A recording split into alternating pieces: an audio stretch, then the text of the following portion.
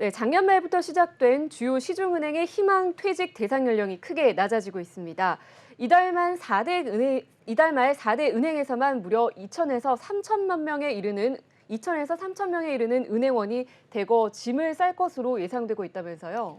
네, 늘어난 이익을 바탕으로 희망퇴직 조건이 좋아진 데다 인생 2막 설계를 서두르는 경향과 비대면 금융 전환에 따른 점포 인력 축소 등도 은행권 희망퇴직을 부추기고 있기 때문인데요.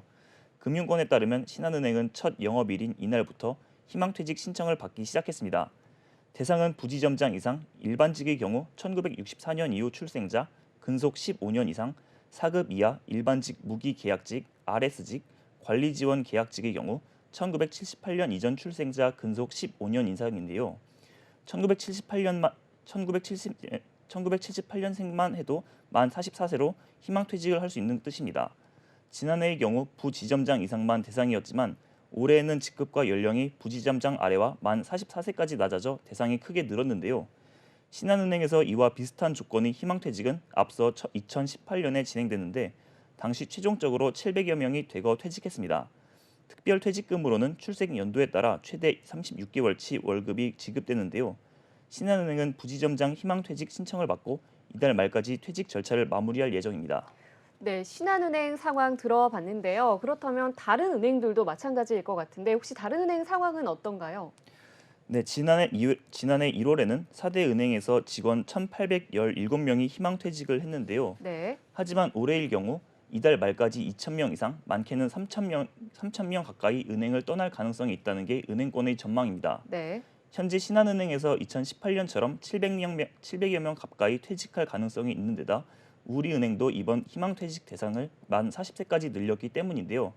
실제로 NH농협은행은 이미 지난해 11월 18일부터 대상 연령을 만 90세로 낮춰 희망퇴직 신청을 받았는데 2021년 427명보다 60명 이상 많은 493명이 작년 말 퇴직했습니다. KB국민은행도 작년 12월 28일부터 노사가 합의한 희망퇴직 대상과 조건 등을 공지하고 신청을 받기 시작했습니다. 네. 자, 만 40세라고 하면은 아무래도 아직까지 한창 이 활동을 해야 할 나이인데 벌써 희망퇴직이라는 게 좀 빠른 감이 있지 않은가 이런 생각도 드는데요. 그렇다면 이렇게 희망퇴직을 원하는 퇴직자들이 많아진 이유가 뭘까요? 네, 희망퇴직 연령이 낮아진 것은 우선 직원들의 자발적 희망퇴직 수요가 과거보다 늘었기 때문입니다. 희망퇴직 대상은 1967년부터 1972년생 만 50세까지입니다. 최종 퇴직자는 근무기간 등에 따라 23개월에서 35개월 제 월 평균 급여뿐 아니라 학기당 350만 원의 학자금, 그리고 최대 3,400만 원의 재취업 지원금, 본인과 배우자의 건강검진, 퇴직 1년 이후 재고용 기회 등을 받는데요. 신한은행 관계자는 이번 희망퇴직 대상 확대에 대해 노조 측의 요청도 있었던 것으로 안다고 설명했습니다.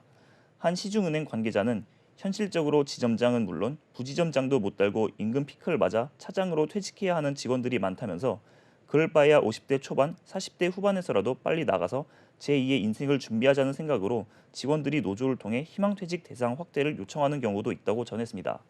은행 입장에서도 비대면 금융거래 증가로 인력 수요가 갈수록 줄어드는 추세인 만큼 희망퇴직 조건을 개선하더라도 인력 과잉 상태에서 벗어날 필요가 있는데요. 금융감독원, 금융감독원 집계에 따르면 국내 은행 점포 감소 규모는 2018년 74건, 2019년 94건, 2020년 216건, 2021년 209건, 2022년 179건입니다.